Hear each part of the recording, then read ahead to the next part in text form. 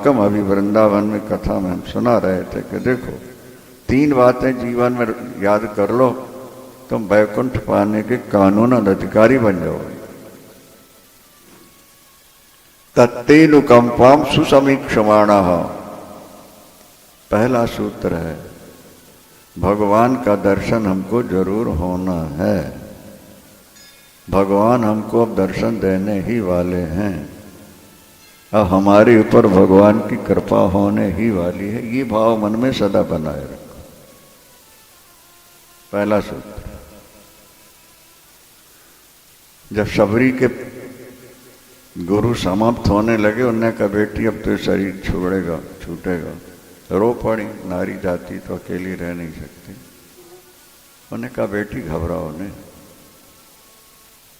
मुझे तो शरीर छोड़कर राम मिलेंगे, लेकिन तुझे इसी शरीर से तेरा पता पूछते राम तेरी कुटिया में आएंगे। मैं वचन दिए जा रहा हूं तुझे।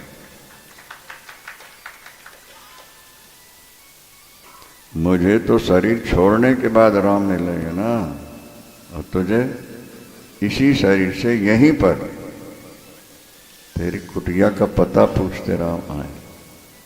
शरीर छूट गया, गांठ बांध लिया, बैठ गई दरवाजे पर।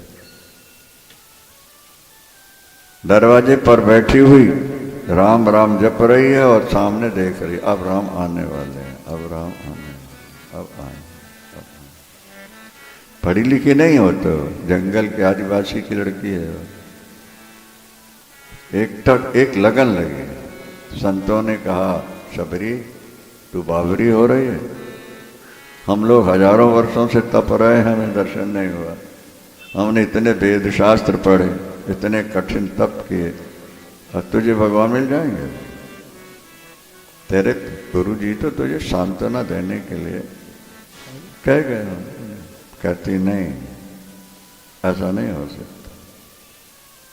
मेरे राम आएंगे, मेरे गुरुदेव ने जो कहा है वो सत्य होगा।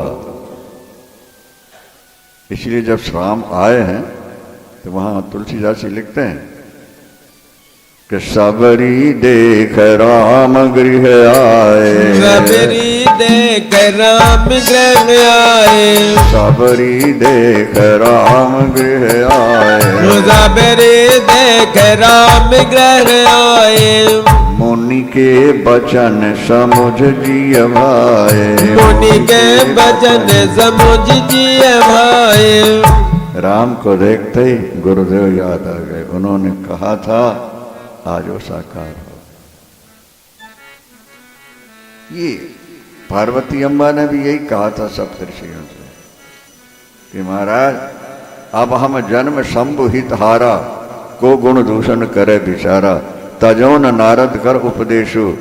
क्या आप कहें सतबार महेशु।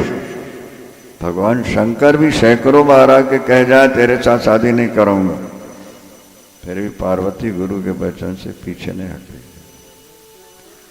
इस जन्म में ना आए तो बोले अगले जन्म में, और कब तक? बोले जन्म कोट लग रगर हमारी, जन्म कोट लग रगड़ हमारी, जन्म कोट लग रगर हमारी, जन्म कोट लग रगड़ हमारी। बरों शंभु नत रहो कुंवारी, बरों शंभु नत रहो कुंवारी।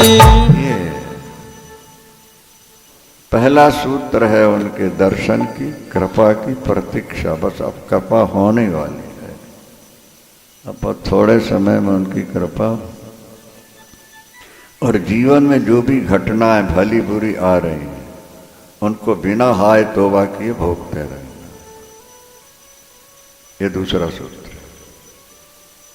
तत्तेनुकंपाम सुसमीक्षमाणो भुंजान एवात्म कृतम विपाकम। हमारे कर्म का फल ही प्रारब्ध बनकर आया है, वो हमको भोगना ही पड़ेगा। अब हम हाय हाय करके भोगें या हरि हरि करके भोगें। रोते रहना, दूसरों को सुनाते रहना, इसे क्या लाभ होगा? क्या मिलना है? रोना है, सुनाना है तो उसको सुनाओ जिसने जन्म दिया हुआ है। रहीमन पर घर जाए के दुख न कहिए रोए। रहीमन पर घर जाए के दुख न कहिए रोए। हंसी उड़ाई है लोग सब बांटने लई है कोई। जिनको तुम अपना दुख सुनाते हो तुम्हारा दुख बांट लेंगे क्या? और बाद में कहेंगे किया है तो भोगो। फिर दूसरों सुनाने क्या मतलब? बिना सुनाए नहीं रहा जाता तो भगवान को सुनो।